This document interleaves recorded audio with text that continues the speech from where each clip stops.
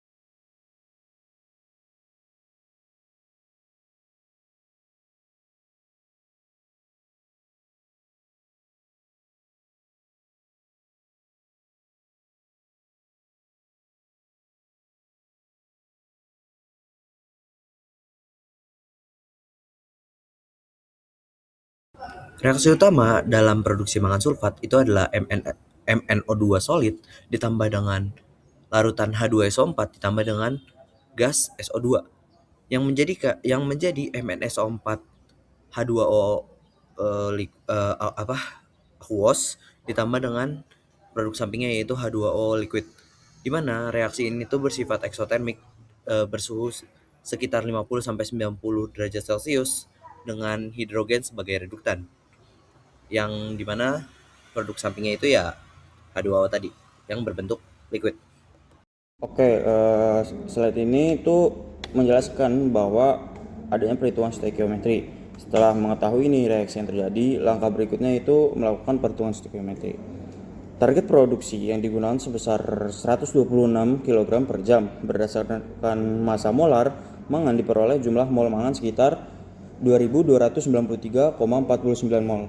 Karena perbandingan stoikiometri antara mangan dan MnO2 adalah salah satu banding satu, maka kebutuhannya itu juga sebesar 2293,49 mol atau sekitar 199,39 kg. Selanjutnya itu berdasarkan reaksi, kebutuhan asam sulfat juga memiliki perbandingan 1:1 terhadap MnO2, sehingga diperlukan sekitar sama, yaitu 2293,49 mol H2SO4 atau sekitar 224,95 kg. Selain menghasilkan mangan sulfat sebagai produk utama, reaksi ini juga menghasilkan air sebagai produk samping sesuai dengan stoikiometri reaksi. Oke, untuk slide ini yaitu pada neraca massa kita ini memasukkan beberapa asumsi proses agar lebih mendekati kondisi industri. Asumsi yang digunakan yaitu konversi reaksi sebesar 90%, efisiensi pemisahan sebesar 90%, dan kadar MnO2 dalam biji pirolusit itu sebesar 84%. Dengan mempertimbangkan faktor tersebut, itu kebutuhan biji pirolusit menjadi sekitar 29.786,90 gram. Sedangkan kebutuhan asam sulfatnya menjadi 277.710,49 gram.